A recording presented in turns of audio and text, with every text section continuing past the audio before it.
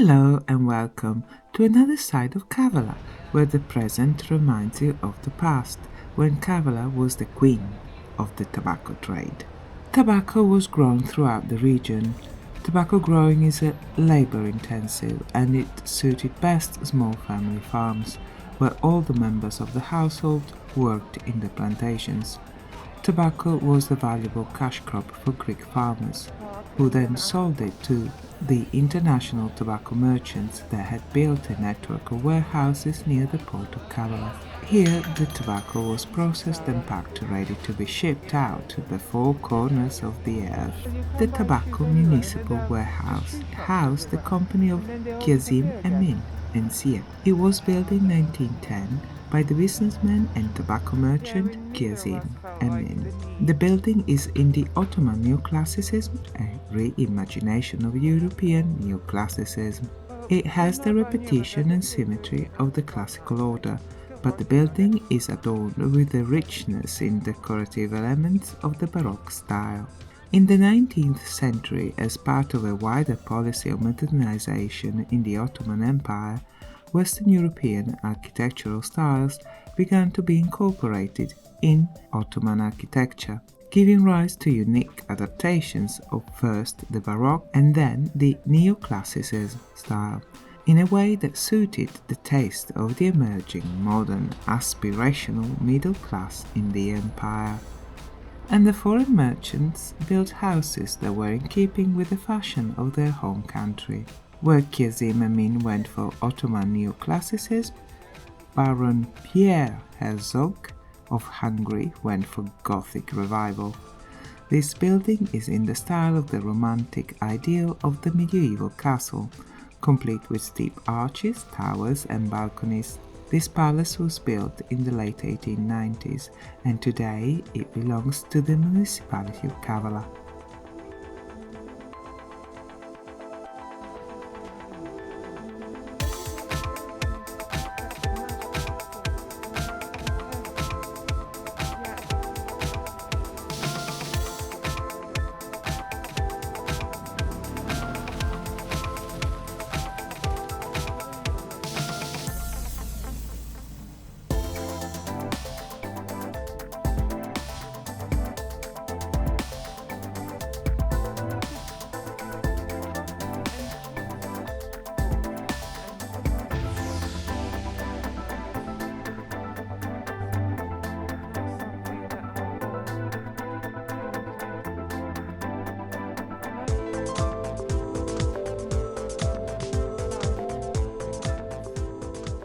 As the history of Kavala in the early 20th century is closely connected with the tobacco trade, there is a tobacco museum.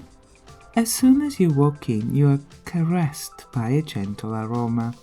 The museum still smells of tobacco leaves, a warm, clean, leathery, sweet, woody, velvety smell, which is quite different from nowadays common tobacco products.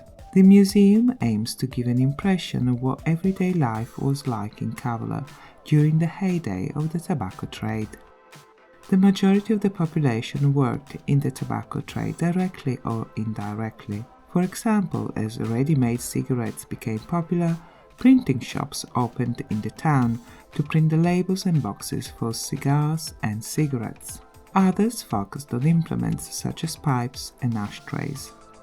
In Kavala, everyday life mirrored the tobacco production cycle of picking, drying, processing and baling the tobacco, then transporting it to the port and loading it onto the barges that lined up the quays. The region was especially known for one type of oriental tobacco called basma. The basma tobacco was air cured, then packaged in jute bales, in the Greek version of the Tonga method, where the leaves are arranged in a single direction and compressed into bales. As the industry grew in size in the early 20th century, workers began to unionize and seek better conditions. Tensions between workers and tobacco merchants looking to reduce costs resulted in strikes and sometimes confrontation with the authorities. Although the workers got better working conditions, Technology was evolving fast, which meant that less people were needed to process the tobacco leaves, and some of the work could be done by women, who were a cheaper labor force.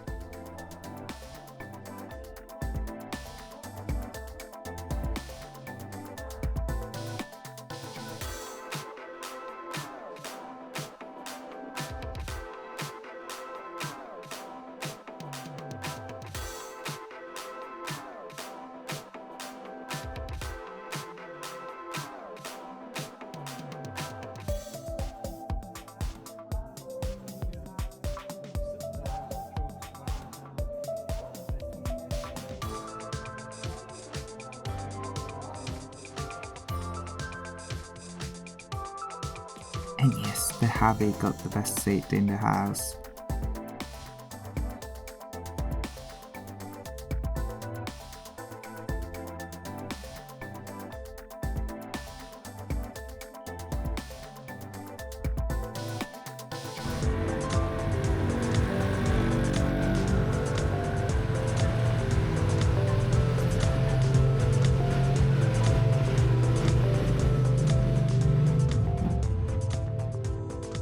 Kavala has many backroads, and there are still some workshops focusing on traditional skills such as tailoring and leatherwork.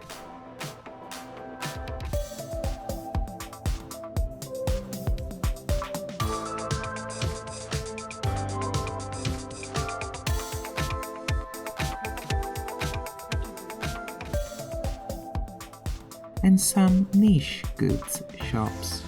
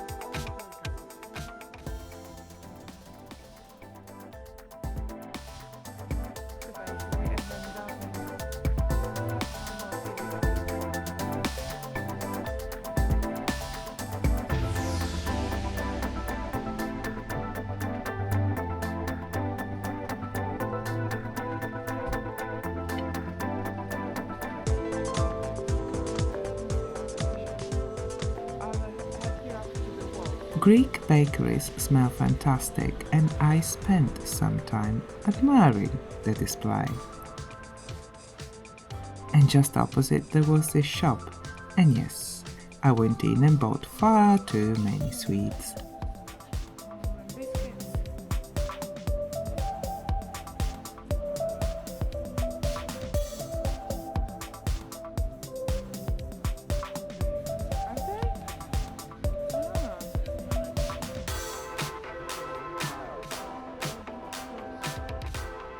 Then we headed for Freedom Square for a drink and a sit down.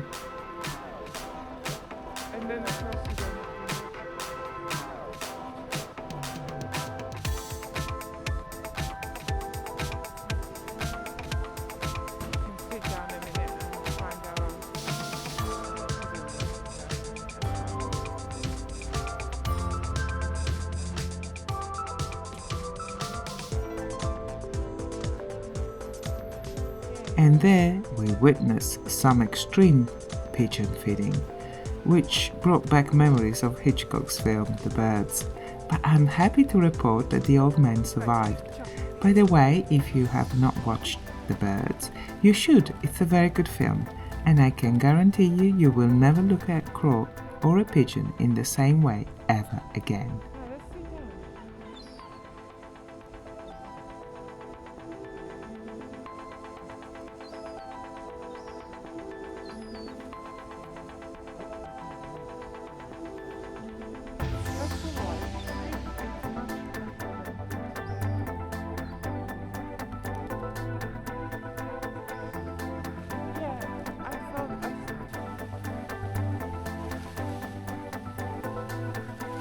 Thank you so much for watching. Please like and subscribe, it would be wonderful. I publish this type of videos in English on Tuesdays, Italian on Wednesdays and Bulgarian on Thursdays. Thank you for watching, have a lovely day, bye bye!